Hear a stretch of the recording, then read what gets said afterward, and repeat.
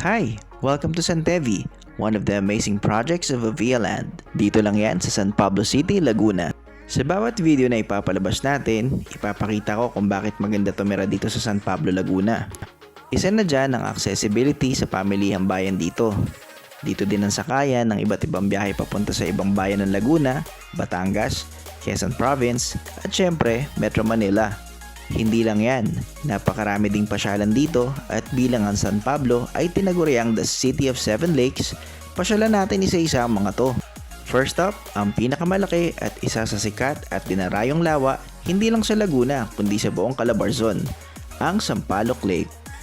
Ang Sampaloc Lake ay isang volcanic crater na sa kalaunan ay naging lawa. May sukat itong 104 hectares at sagana rin sa yamang tubig. O siya, yun muna, patikim pa lang yan. If you want to see more of this video, just like and follow my page and check our available units na rin.